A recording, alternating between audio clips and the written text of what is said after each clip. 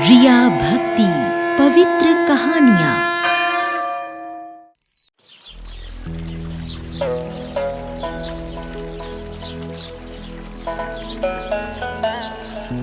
कैलाशपुर गांव गंगा नदी के तट पर बसा हुआ था।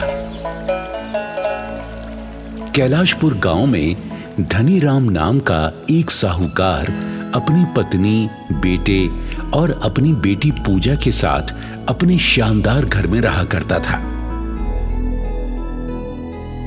पूजा अभी 10 साल की ही थी, लेकिन वो मां लक्ष्मी में बड़ी आस्था रखती थी। पूजा की लक्ष्मी जी में आस्था पनपने का कारण थे उसके पिता धनीराम। धनीराम साहूकार भी लक्ष्मी जी के परम भक्त थे। वो प्रतिदिन लक्ष्मी जी की आराधना करते थे और खूब दान पुण्य किया करते थे। धनीराम को लक्ष्मी जी की आराधना करते देख पूजा भी उनके साथ साथ लक्ष्मी जी की आराधना करने वाली बन गई थी। और अब पूजा भी लक्ष्मी जी की प्रतिदिन आराधना करती और अपने भाई व दूसरे लोगों को भी लक्ष्मी जी की आराधना करने के लिए प्रेरित किया करती थी। जब कोई गरीब भिखारी धनीराम की चौखट पर भीख मांगने आता तो पूजा ही उसे भीख देती और कहती, तुम इतने गरीब क्यों हो भैया, जो तुम्हें भीख मांगकर अपना गुजारा करना पड़ता है? क्या बताएं बिटिया, ये सब हमार दुर्भाग्य है। भगवान हमसे नाराज हैं, इसीलिए हम इतना गरीब हूँ। भगवान जी नाराज हैं तो उन्हें मना क्यों नहीं लेते? तुम रोजाना माँ लक्ष्मी की पूजा किया करो। माँ लक्ष्मी जल्दी ही तुमसे खुश हो जाएंगी और तुम्हें अपनी कृपा से माला माल कर देंगी, जैसे उन्होंने मेरे पिताजी को माला माल कर रखा है। इस तरह पूजा हर किसी को मां लक्ष्मी से लौ लगाने के लिए बोलती थी। इसी प्रकार दिन बीत रहे थे। फिर एक दिन बरसात शुरू हुई। दिन रात मूसलाधार बारिश बरसती रही और गंगा जी में बाढ़ आ गई। बाढ़ का पानी पूरे कैलाशपुर को अपने साथ बहा ले गया। पूरा गांव तबाह हो गया। लेकिन संयोग से पूजा के घर का नौकर बाबू, जो कि बूढ़ा हो गया था, वो पानी के बहाव में बहती हुई पूजा को पकड़कर एक पेड़ पर चढ़ गया। इस तरह से पूजा की जान बच सकी। 2 दिन बाद जब बाढ़ का प्रकोप कुछ कम हुआ, तब बचाव दल वालों की नाव उधर से गुजरी। उनकी नजर पेड़ पर बैठे हुए बाबू और पूजा पर पड़ी, तो वो उन्हें अपनी नाव में बैठाकर ले गए और किनारे पर जाकर छोड़ दिया। अब पूजा का ना परिवार जिंदा बचा था, ना ही घर। सब कुछ बाढ़ की भेंट चढ़ चुका था। पूजा बेचारी अनाथ हो चुकी थी। बाबू पूजा को तसल्ली देता है, पूजा बेटी, इस बाढ़ में ना मेरा परिवार बचा ना तुम्हारा, इसलिए अब हम दोनों ही एक दूसरे का सहारा बनेंगे। अब हम दोनों किसी दूसरे गांव में चलकर रहेंगे। बाबू पूजा को लेकर एक दूसरे गांव में आ गया और एक झोपड़ी बनाकर रहने लगा। बाबू मेहनत मजदूरी करके राशन पानी खरीद लाता और पूजा खाना बनाती और दूसरे काम करती। इसी तरह परेशानियों में घिरे दोनों के दिन बीतने लगे। पूजा ने इस गांव में आने के बाद भी लक्ष्मी जी की आराधना करना नहीं छोड़ा। वो प्रतिदिन गांव के पास वाले जंगल में खड़े पीपल के पेड़ पर जल चढ़ाने जाती और पूरी श्रद्धा से लक्ष्मी जी से प्रार्थना करती, हे माँ लक्ष्मी, मुझ गरीब अनाथ लड़की पर कुछ तो दया करो। मैं आपकी भक्तिनी हूँ, मुझ पर अपनी दया कर दो माता। मेरे बिगड़े भाग्य को संवार दो। तभी वहां एक बहुत ही सुंदर और खूब सारे गहने पहनी हुई एक लड़की आई, जिसके हाथ में एक बड़ा सा टिफिन था। वो सुंदर लड़की पूजा से कहने लगी, बहन, तुम यहाँ प्रतिदिन इस पीपल को पूजने आती हो। मैं तुम्हें आते जाते देखा करती हूँ। तुम मुझे बहुत अच्छी लगती हो। क्या तुम मेरी सहेली बनोगी? हाँ, मैं तुम्हारी सहेली बन जाऊंगी, लेकिन तुम अपना नाम तो बताओ। मेरा नाम है लक्ष्मी देवी। मैं पास वाले गांव में रहती हूँ और अक्सर इस वन में घूमने आ जाती हूँ। ये देखो, मैं तुम्हारे लिए भोजन भी लेकर आई हूँ। इसे घर ले जाकर खा लेना। लड़की पूजा को टिफिन देकर चली गई और पूजा भी अपनी झोपड़ी पर लौट आई। कुछ देर बाद बाबू भी मजदूरी करके वापस लौट आया और पूजा से कहने लगा, पूजा बिटिया, आज तो मुझे 1 रुपए की भी मजदूरी नहीं मिली, इसलिए मैं आटा और दाल नहीं ला पाया। आज हमें सिर्फ पानी पीकर ही गुजारा करना पड़ेगा। नहीं काका, हमें पानी से गुजारा नहीं करना पड़ेगा। मेरे पास बहुत सा खाना है। ये कहकर पूजा लक्ष्मी देवी का दिया हुआ टिफिन उठाकर लाई और उसे खोला। टिफिन में बहुत ही स्वादिष्ट और कई प्रकार के पकवान थे।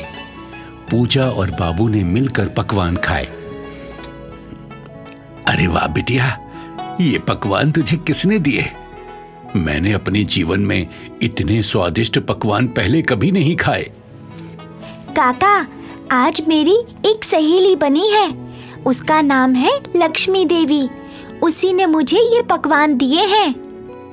और पूजा ने शुरू से अंत तक सारी बात बाबू को बताई। फिर अगले दिन जब पूजा पीपल को जल चढ़ाने जंगल में गई तो लक्ष्मी देवी भी टिफिन लेकर वहां आ गई।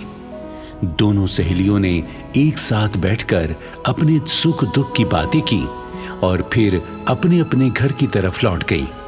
और फिर काफी दिनों तक लगातार यही सिलसिला चलता रहा। एक दिन बाबू पूजा से कहने लगा, अब पूजा बिटिया, तुम्हारी सहेली बहुत ही अच्छी है।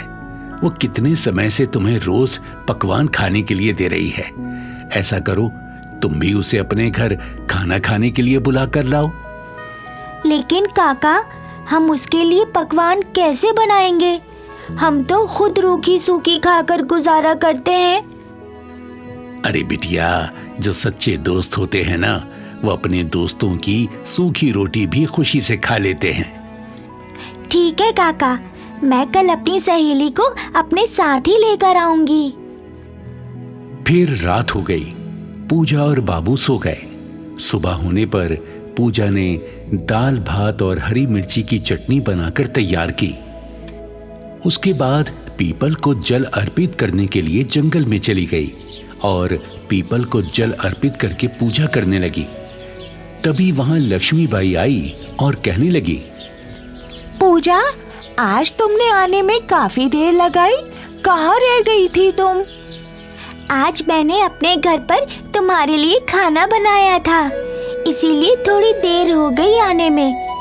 तुम मेरे साथ मेरे घर चलो और मुझ अनाथ गरीब के हाथों का बना हुआ खाना खाओ। क्या तुम मुझे अपने घर बुलाने के लिए मेरी दावत कर रही हो?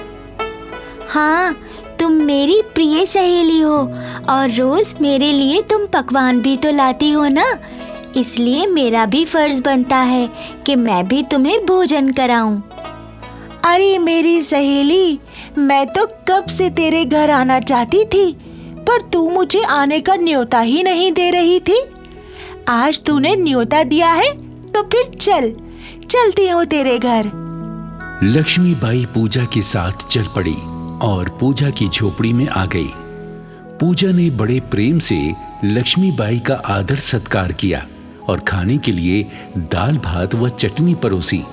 पूजा बोली, सहेली, मैं बहुत गरीब हूँ। दाल भात और हरी मिर्ची की चटनी से ज्यादा और कुछ भी तुम्हारे खाने के लिए नहीं जुटा पाई हूँ। बिटिया, तुम्हारी सहेली पूजा ने ये खाना बड़े प्रेम से तुम्हारे लिए बनाया है। तुम इसे खाओगी तो पूजा बहुत खुश होगी। हाँ हाँ, बिल्कुल खाऊंगी। मैं खाना खाने ही तो यहाँ आई हूँ। और फिर लक्ष्मी बाई मुस्कुराती हुई भोजन करने लगी और सारा भोजन समाप्त कर दिया और बोली, पूजा, खाना वास्तव में बहुत ही स्वादिष्ट था। तुमने खाना बनाना कहाँ सीखा? ये सब लक्ष्मी मैया की कृपा है बहन। तभी चमत्कार हुआ। लक्ष्मीबाई माँ लक्ष्मी के रूप में परिवर्तित हो गई और पूजा से बोली, पुत्री, मैं तुम्हारी अनन्य भक्ति और सच्ची आराधना से बहुत प्रसन्न हूँ।